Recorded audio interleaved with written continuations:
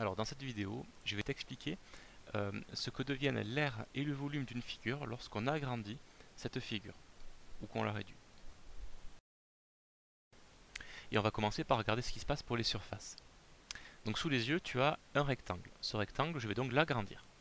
Je vais opérer un agrandissement de rapport 3, ce qui veut dire que je vais multiplier sa longueur par 3 et sa largeur par 3. Et je vais obtenir un grand rectangle que voici. Et on va se poser la question de sa surface à ce grand rectangle. Sa surface qui est plus grande bien sûr que la surface du petit rectangle, mais combien de fois plus grande? Donc pour le savoir, on va remplir cette grande surface à l'aide de la petite surface grise. On va regarder combien il en faut. Alors sur une ligne, ici, tu vas pouvoir mettre bien 3 rectangles comme celui-là, puisqu'on a multiplié les longueurs par 3. Voilà. Ensuite, des lignes comme celle-là, il va falloir en empiler plusieurs pour remplir le rectangle. Il va falloir en empiler, et bien là tu as la première, là tu as la deuxième, là la troisième. Il va donc falloir 3 lignes, ce qui est normal puisqu'on a multiplié la largeur par 3 aussi.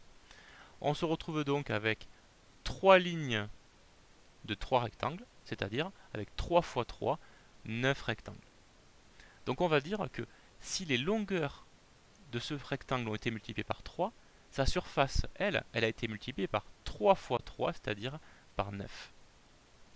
Et ça c'est vrai, quel que soit le rapport d'agrandissement ou de réduction d'ailleurs que tu utilises. Si j'avais opéré un agrandissement de rapport 4, voilà ce que j'aurais obtenu. J'aurais obtenu alors, 4 petits rectangles sur la ligne inférieure, 4 lignes ici, donc 4 fois 4, j'aurais obtenu en fait une aire 16 fois supérieure. Et on peut généraliser, hein, bien sûr. Si j'opère un agrandissement de rapport K, hein, K c'est le nombre positif que tu veux, hein, ça veut dire que sur une ligne tu peux mettre K rectangles, alors entre guillemets, hein, parce que K c'est pas forcément un nombre entier, mais c'est juste pour que tu comprennes le principe. Hein. Tu peux mettre K rectangle sur une ligne, tu peux faire K ligne, tu vas donc avoir K fois K, une aire qui va être K au carré fois plus grande que la première.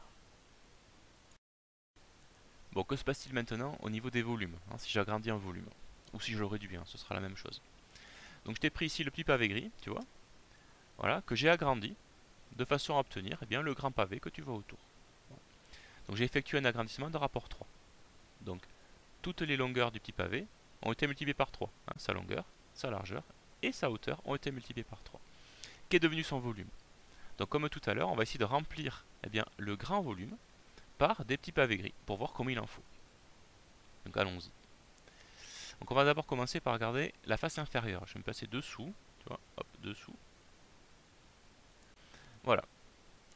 Combien de petits pavés faut-il pour remplir cette grande face? On l'a dit tout à l'heure, il va en falloir 3 sur une ligne, et on va avoir 3 lignes, donc 3 fois 3, 9 petits pavés. Par contre, je n'ai pas rempli mon grand pavé encore, puisque c'est en volume. Tu vois ici, je ne l'ai pas encore rempli, parce que ma hauteur aussi a été multipliée par 3.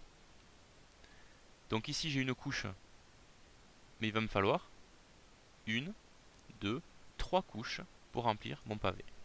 Là tu as la première, là la deuxième va être juste au-dessus, et bien sûr tu vas en avoir ici une troisième.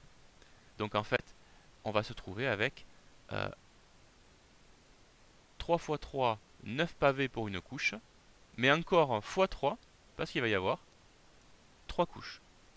Donc ça fera 9 x 3, 27. Donc tu vois que quand on multiplie les longueurs d'une figure par 3, son volume, lui, il est multiplié par 27.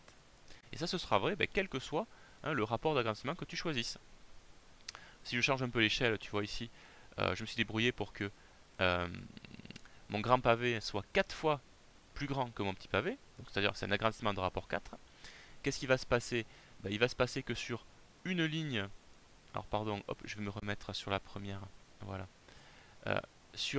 Pour une face ici, pardon, j'ai dit une ligne, plutôt une face, tu vas avoir 4 lignes de 4 pavés, donc tu vas avoir 4 x 4, 16 pavés, mais là ça te fera qu'une couche, voilà. Et des couches comme celle-ci, il va t'en falloir 1, 2, 3 et 4, hein, je peux te les remontrer. Là tu as la première, la deuxième, la troisième et la quatrième, puisque la hauteur est multipliée par 4. Donc tu vas avoir 4 x 4, 16, et encore x 4, Donc ça fera 64 en fait pavés au total. Donc tu vois que les volumes augmentent beaucoup plus vite que les longueurs. Donc d'une façon générale, en fait, si tu multiplies les longueurs d'un solide par un nombre k, en fait, son volume il va être multiplié par k fois k pour avoir une couche, et encore fois k pour avoir toutes les couches. C'est-à-dire, il a été multiplié par k au cube. Voilà, donc dans cette vidéo, je viens de t'expliquer l'effet qu'a un agrandissement ou une réduction d'une figure sur son aire ou sur son volume.